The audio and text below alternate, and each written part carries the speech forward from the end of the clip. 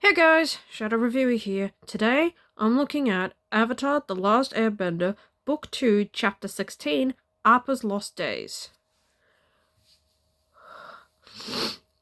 Talk about beautiful visual storytelling. This is yet another fantastic episode. So, this is told from Appa's perspective on how he was captured from Chapter 10 to the present day. And boy, what a truly devastating and traumatic for him.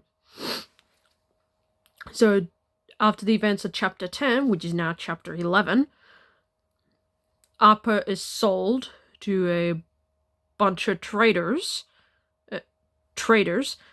which he's eventually sold to a circus. And the circus guy, the ringmaster, is an evil,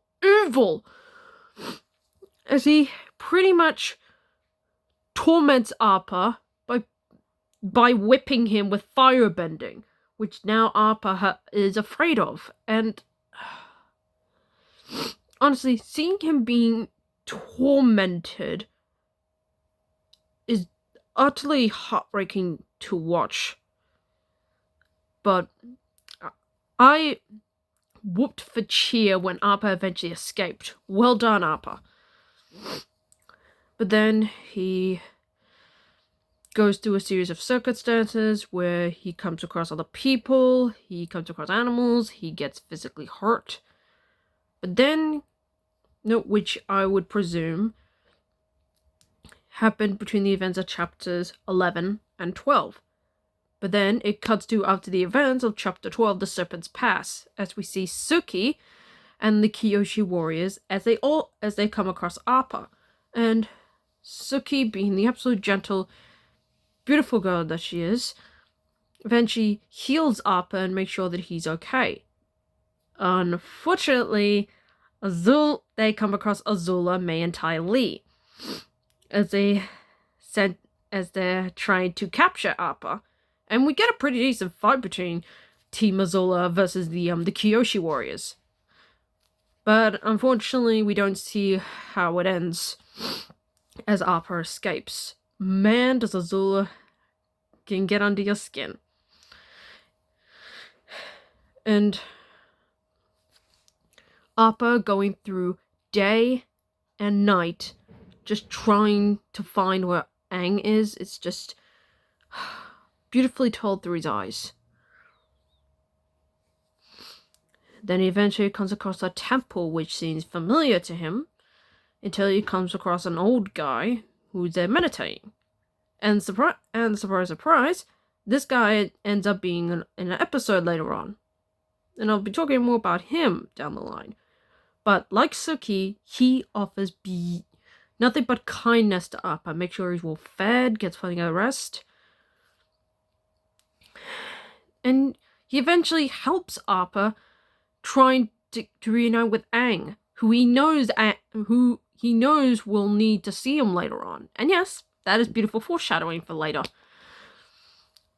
And finally, and I assume that this happens after the events of chapter 13, where the Fire Nation are defeated by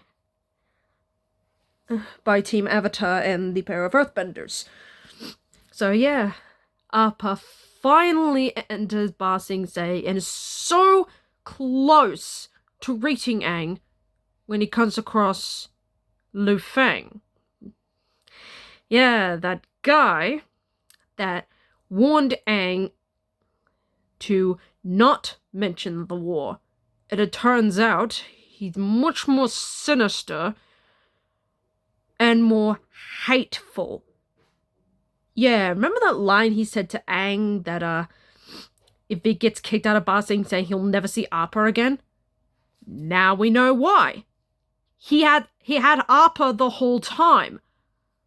Talk about a twist I did not see coming. I forgot about this part, mind you. I only watched this episode once. But man, what a twist. And it makes you hate the guy even more. I cannot wait to see this prick's downfall in the following episode. Talk about a devastating cliffhanger. You'd think Arthur's finally free and going to release Aang, but surprise! He's been in Ba Sing Se for the past 2 episodes, and we never knew about it. So, hopefully, Appa finally escapes and finally reunites with Aang. Please, give the poor bison a break! So yeah, that's my review of Appa's Lost Days. And I heard, as I did bits of research, this episode won an award for its representation of mistreatment to animals. And boy, did that deserve that. Talk about traumatic and beautiful, well done visual storytelling. I mean, I haven't seen this similar of episode since H2O Season 1, Episode 3. And that one also did a bit of a save the animals type of episode. And I also liked that episode, by the way. So yeah, Appa's Lost Days is a fantastic episode. A truly devastating one, told visual storytelling from Appa's perspective. And it shows how much of a beautiful connection he and Aang have. And why Aang is so committed to try and reunite with him. This is storytelling, and this is how you motivate a character. So yeah, fantastic episode. Tomorrow I'll be looking at Chapter 17, Lake Logai. I hope I pronounced that correctly. Until then, I'm the Shadow Reviewer, signing off.